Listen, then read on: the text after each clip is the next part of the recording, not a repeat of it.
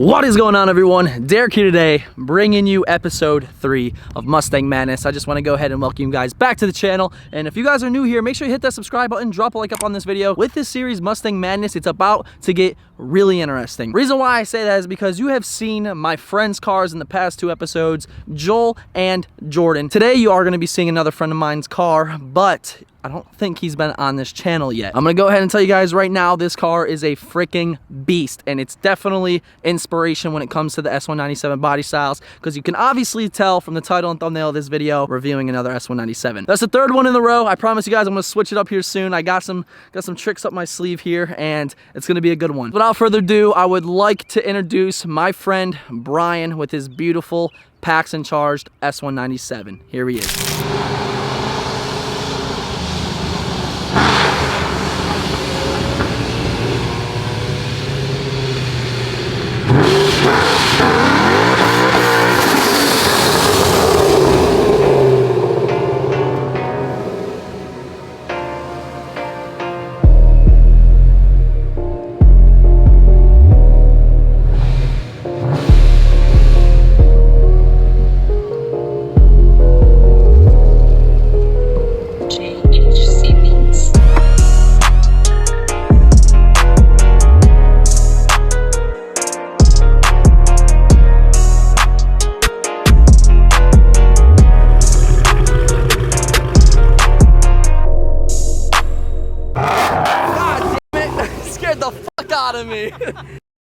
What's up, everyone? I'm Brian. This is my 2012 Mustang GT Premium. I've had it for over 6 years now, almost coming up on 7, and I've enjoyed every second, and I'm excited to share it with you all. Before we get into it, I just wanted to go ahead and throw it out there. I do have a YouTube channel of my own. You can check it out. It's PokemasterBS. In addition to that, you can go check out my Instagram, PokemasterBS 5.0, as well as my wife's Bombshell 5.0. There's an awesome story behind that car. I definitely recommend checking it out. I'm sure you guys probably know of the car because of its somewhat Instagram famous history. That's an awesome project that we're working on and will be documented on the channel as well. So feel free to check that stuff out, and let's talk about the beast. So we're gonna start from the front and do a quick little walk around and head over to the back in just a second. So when you're looking at the hood, this is a Cervini stalker hood. Obviously the big thing that was really gonna catch your eyes is these 1314 headlights. They were built by PS Lighting Solutions. So on the front, we also have the 2011, 2012 California Special and Boss 302 combo valance. Working our way around to the sides here, we have these Carroll Shelby CS3 wheels, obviously the Brembos,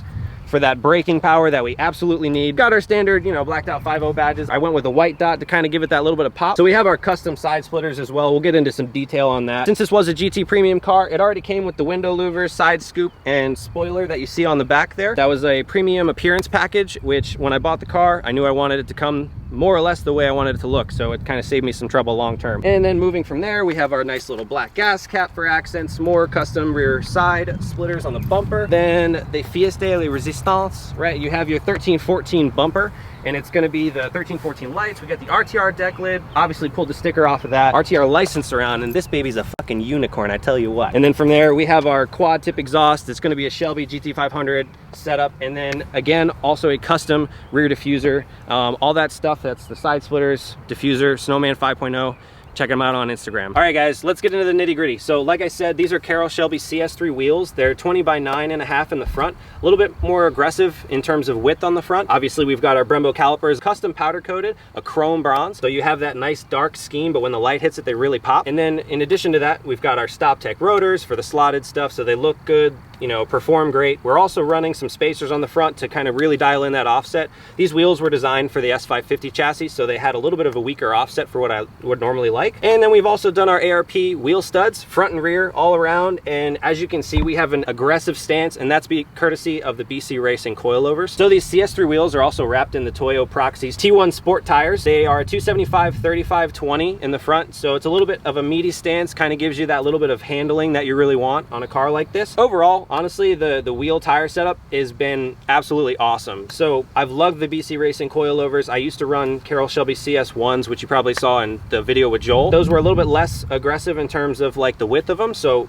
these, I went for a slightly meatier tire in the front, really performed amazingly because these wheels are actually flow forged, so they are lighter weight. Absolutely huge because you drop so much weight in terms of like the handling, you get better acceleration, rotational mass. That's one of the biggest things you can do to save weight on a performance setup for the car. And before we step away from the front brakes, I figure I'll kind of show you guys one little cool thing that I have that most people you know don't normally see people run. So up here in the front valance, being the California Special valance, you can either run fog lights or you can kind of go, you know, full race car with the brake ducts right there. So really sucking on that that air to cool the brakes. So moving on to the side of the car, we've got your standard 5.0 badges, like I said, blacked out. I throw a little bit of white vinyl in there just to kind of make them pop a little bit more than your standard, you know, red or whatever, because it goes more with the color scheme of the car. I run a 35% tint all the way around, including the windshield, because, you know, why not? We do still have the stock 11-12 rocker panels. Some people don't like the ABS plastic. I think it kind of carries really well through the car. And then obviously moving down from that, we have these beefy boys, which are the Snowman 5.0 side splitters. He does a really cool job with the custom flare. It gives you just a little bit more pop than the Roush 5.0 splinters do. The only downside is they really like to catch rocks because of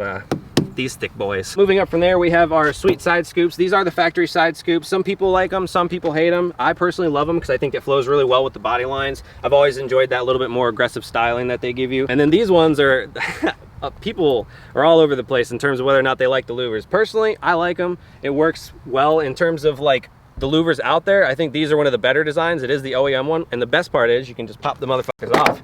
And there's a little surprise in there, so, you know. Right here, obviously, we still have the Carroll Shelby CS3s. These are 20x11s, and again, flow forged, lighter weight, big beefy ARP wheel studs in there. And then we're wrapped with a Toyo R888R, and if you're not familiar with the tire, it is hands down like the best street tire I've ever used. I've ran some Nitto Invos before and they were trash. These suckers hooked in first gear with 600 wheels. Tell me another street tire that could do that, but these also take turns. As you can see, we got some money fitment here, again, courtesy of the BC Racing coilovers. We got that like nice tuck on a static boy, but like, you know, it does rub a little, but it's okay. You just rub that rubber right off and keep on going with your way. From there, we run a Watts link in the rear, which is another thing you really don't see on S197 cars. Usually you just get like an adjustable panhard bar, kind of center the axle there. The Watts link is awesome because it handles even better. It's a little pricey to get into, but I think that the handling is absolutely worth it. We're also running Ford Racing sway bars, adjustable front rear. What the fuck else do I have? So I've also got fully adjustable BMR suspension. I run the upper control arm adjustable, lower control arm adjustables, lower control arm relocation brackets. Those are welded onto the axle because, you know, horsepowers and shit. Being able to really dial in that suspension with your pinion angle and lower control arms, like the car, when it spins, it just spins straight. I'm sure you could even tell that honestly just on the intro.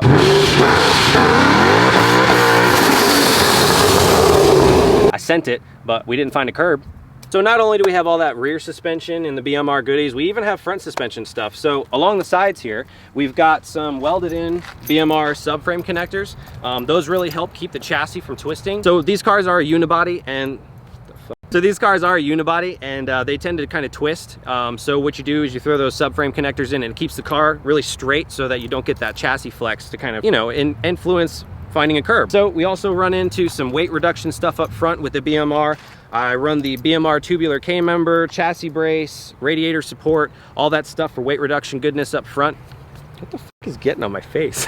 Nice, that'll make it, I'm sure. And also, since we are on that lowered stance, to keep all the geometry happy, we run some Steeda X11 ball joints and the Steeda bump steer kit to keep everything happy in the front. So because of all that, this thing handles like an animal, man, I tell you what. And one little other thing that most people don't even know about, the upper diff bushing, I did also replace that with a BMR poly bushing. They tend to go bad real bad and you get lots of clunk and stuff in the rear. Makes a world of a difference. Whenever you're ready. I know what I didn't talk about. I'm so glad I caught that. Yeah. Moving on, we have our little black gas cap, you know, if you're into that kind of thing. Like, this is where the bitches throw their spit. Why did I say that?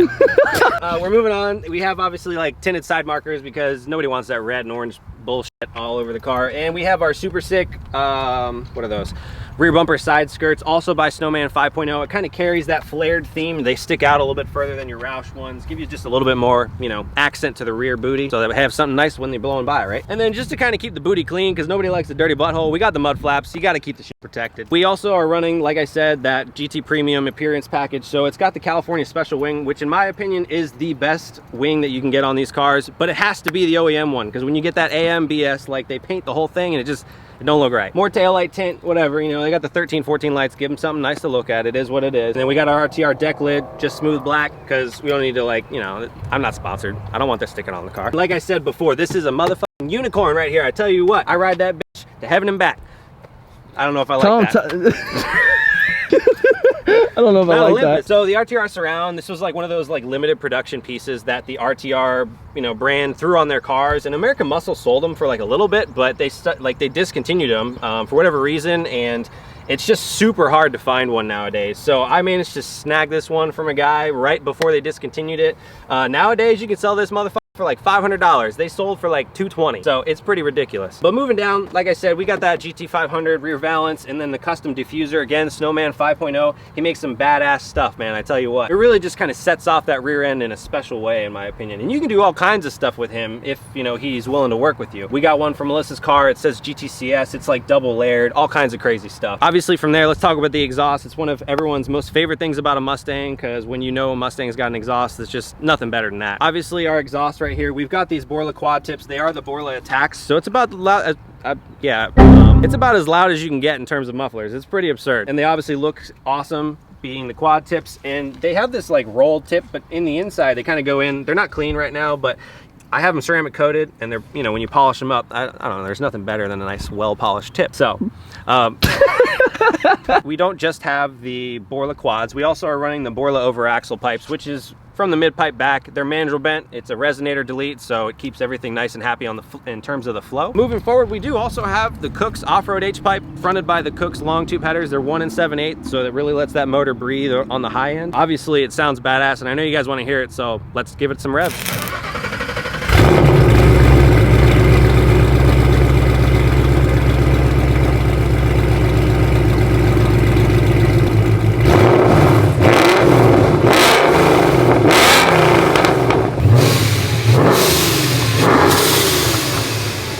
Sounds pretty badass for an exhaust, I know. I figured we'll kind of talk about what obviously is the heart of the beast and what's obviously making all that sound. So we'll start with the trunk, just because that's kind of important. You know, this is where we put the motor, and it's what fuels the beast. We'll talk about the fuel system. So you can see our lines right here. We got a power line, all kinds of cut up bullshit. But that's kind of the only thing you can really see on the fuel system outside of the fuel hat itself, which is underneath the seat. Can't really get to that. We do run the JPC budget E85 1,000 horsepower fuel system. So what that is, it's a 4 triple pump hat, runs 2 Walbro 465s in it. We run the Dash 8 feed, push lock fittings all the way to the front, and then Dash 6 return lines, and that's all kind of fronted with the 4 fuel regulator up front, which we'll show you when we get into the engine bay. As far as the trunk goes, I mean, there's nothing else exciting in there. We dropped off the VP Racing 5-gallon E85 jugs, right? All right, let's come around front. So let's talk about this hood. This is something I get questions about all the time, because honestly, as far as I know, it is one of one at this point. This is the Cervini Stalker hood, and the reason I went with it is because I love this big scoop, right? It's functional. You get air into the motor, kind of keeps it, you know, flowing and happy and cool. But in addition to that, one of the things that I couldn't really find without getting a Stalker 2 hood was the heat vents. Now, you probably are asking, okay, well, why didn't you just get a Stalker 2? I like the bigger scoop. It's a little bit more reminiscent of the stock hood that I had, which is just a little bit more aggressive in terms of the scoop stuff. So I added these track spec heat vents. They are functional. You can put your hand over right now, and it's just letting the air right out. It's pretty cool when you're sitting at a stoplight and you see the, you know, the fumes coming out. And then from there, we also have these quick latch hood pins. They are the QL, I think 38. They're the medium size. That's just to kind of help keep everything secured on the hood, so that, you know, it doesn't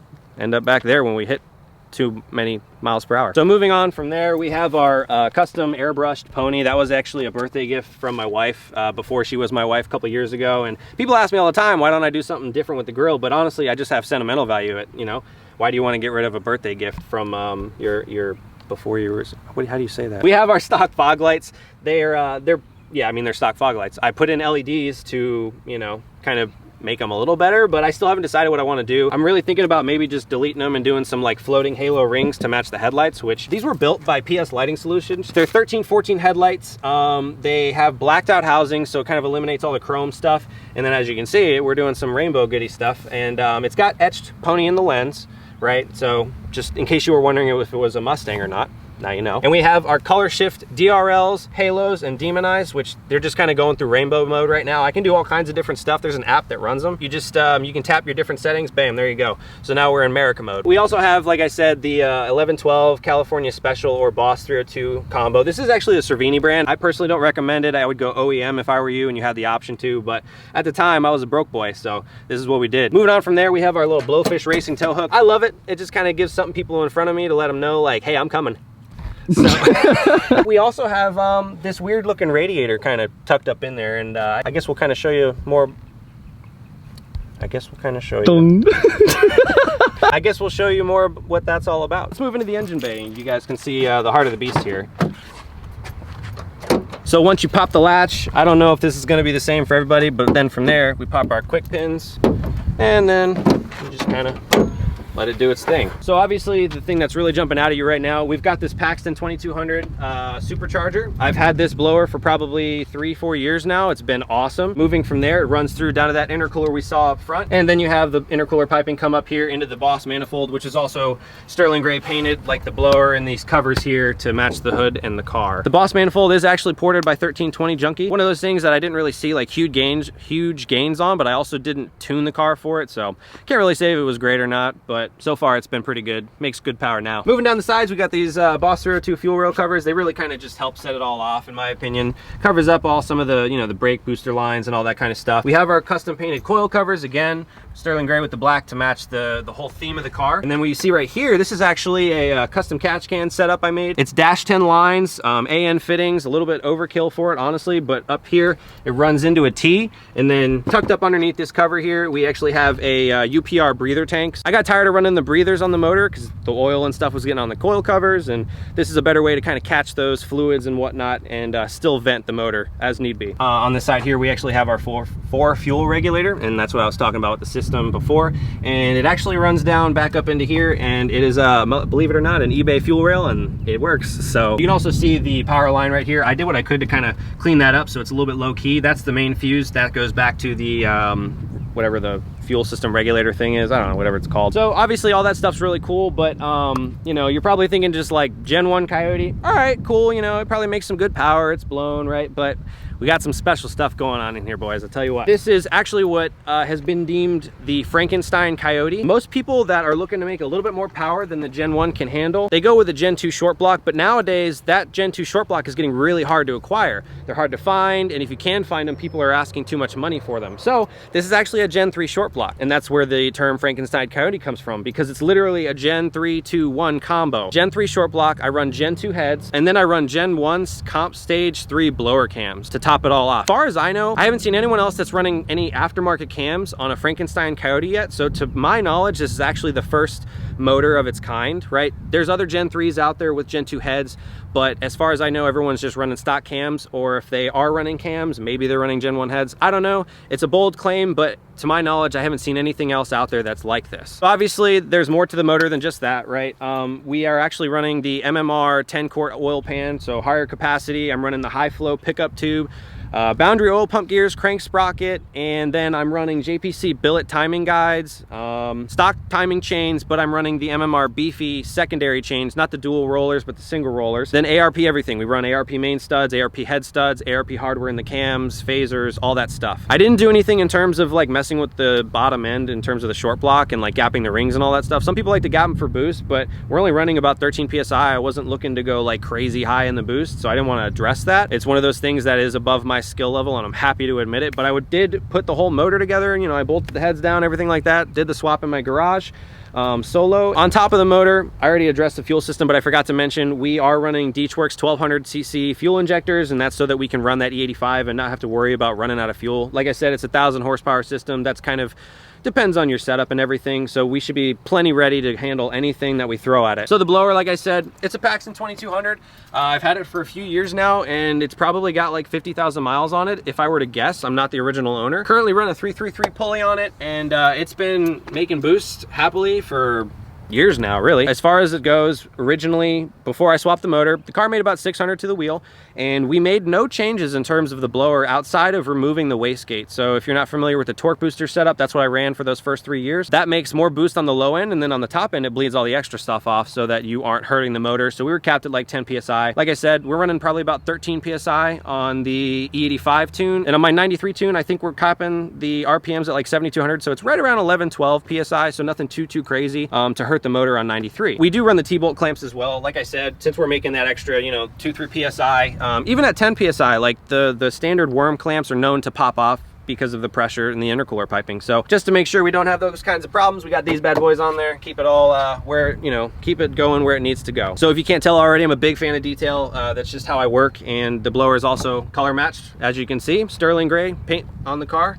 and I wasn't sure if it was going to hold up because it's not powder coated, but I mean, so far it's been like a year and the blower makes lots of heat, so it hasn't gone away yet. So far so good. Car paint seems to work pretty good. I just did a high temp clear coat on top. We do also run an N2MB watt box. I ran an MSD 2-step, but I didn't like the way it operated as much, and I kind of wanted the no lift shift that we have with the watt box. So that's like the wiring tucked up in here, and I have the controller up inside the I don't know, the footwell, I guess. That's not something you really see, but it is here and it does stuff. And then if you want to take a quick peek down here, you can kind of peek down and see we have our Cook's headers right there, and then you do also see the BMR motor mounts. So those kind of help the motor sit a little bit lower. Normally you don't have this much gapping between the manifold and the strut tower, but that lower center of gravity kind of helps everything in terms of weight distribution and, you know, just handling. So as far as the engine bay goes, I mean, that's pretty much everything you can see.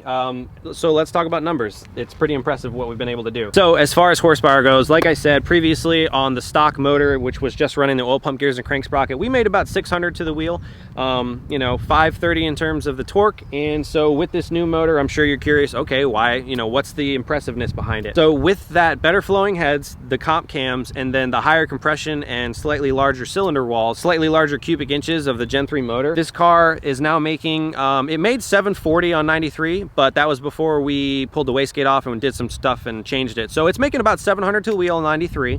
And then with E85, we don't have our final tune yet. We were going to spin it to 8,000 RPM. Currently it's spinning to 76, and it was also, when it was on the dyno, it was running through a bent axle. So I need to get back on the dyno, but we made 850 on E85 to the wheels, and that was 600 foot-pound of torque. Doing the pulls in 4th gear, which also reads a lower torque. So if I were to guess, once we have our final tune and now the rear end situated, being able to spin to 8,000 RPM, we should probably make about 900 to the wheel and maybe like 650 range on the torque. Going from that jump, it was pretty absurd. I'm not gonna lie, 850s, it's fucking wild. I don't know who needs more than that, but yeah. Well, you guys will see in a minute. Probably asking yourself, like, okay, manual, automatic. It's actually a manual car, so having that kind of power, you need to be able to, you know, have a transmission that can keep up. So a lot of people will go like 60-60 or T56. I'm still actually running an MT82 transmission. It's a Ben Calamer Stage 2 built transmission, fronted by a McLeod RXT clutch and the billet steel flywheel. From there, we have the drive shaft shop, one-piece drive shaft, MGW shifter in the center console, so we can bang them gears. And moving to the rear end, we've already talked about suspension, but I did just kind of refresh the rear end. The lower control arm brackets are welded in place. We are still running the stock 331 gears because that way, like, it just eats in the boost. I did a powder coated Scott Drake diff cover. I did some alloy USA rear axles, so they're a little bit stronger than the stock ones. And then, like I told you before, we got those ARP studs on the outside and some fresh fluid because, you know, got to keep it happy. So since we got the door open, let's talk about the interior real quick. We've done lots of goodies in there too. So we got these badass Recaros. They actually are the Shelby skins. You're probably like, why the fuck you got Shelby badges on your 5.0, bro? It's all good. Line up. Let's see what you got. That's all we got to say. Honestly, I mean, you got these badass Schroth 4-point racing harnesses. A lot of people argue like you need the 5-point. These are technically, I guess because of these patches, but they're anti-submarining, so they're supposed to be better. That's why I run with them. I spent good money on them, and they are wrapped around this cage here. So this is a Maximum Motorsports 6-point cage with removable door bars. So right now we're just running 4-point because it's kind of a pain in the ass jumping over those bars. And you can kind of see right here, it bolts down, and then right down in your floor pan there, I run these little rubber caps, but that's where the door bars kind of bolt into place. So when we're at a show or something ready to flex on people, that's when we roll them in. So then we also have a CM Components rear seat delete. I'll give you guys a little bit better look at that. It's actually really cool. So he did like a 3D printed pony, kind of to carry through with that theme I have in the headlight. And you know, rear seat delete for weight savings because fucking race car. So Boss Rear 2 steering wheel, we run these Aeroforce Interceptor dual gauges. They run off of the OBD2 port, kind of lets me monitor some stuff. Since I have an 1112, the dash doesn't have like that track apps and all that good stuff. Boss Rear 2 Alcantara shift boot as well as e-brake boot. Here's my little switch for the headlights, and then you're like, well, what's this switch do? That's line lock, baby. That's how we do sends. And then what I also have that's over there is pretty cool. It's the magnetic little dash for the iPad. So I just run that off of the Bluetooth. So it's kind of my way of getting navigation without having a navigation car. And then we also do have the really cool dash. I actually swapped this stuff in. So this didn't come with the door panels or the dash, but it's just, in my opinion, one of the best like options. It's just a little bit nicer touch. So.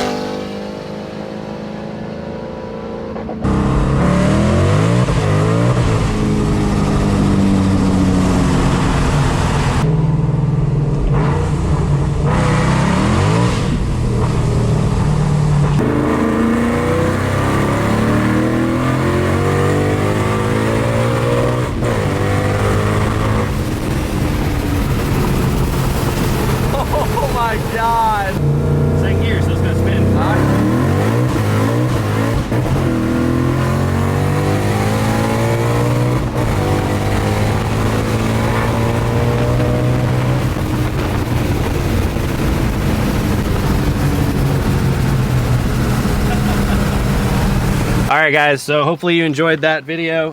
This car has definitely been a lot of fun over the years, and obviously, since you're here, don't forget to obviously like the video, subscribe to his channel, and obviously check out ours as well. We got lots of cool stuff coming. I know it's behind, just one of those things you got to deal with, okay? All right, ladies and gentlemen, thank you so much for watching episode 3 of Mustang Madness. It has been an absolute pleasure, and that is one S197 that is definitely goals. Considering 850 horsepower in this body style, you just don't see that every day.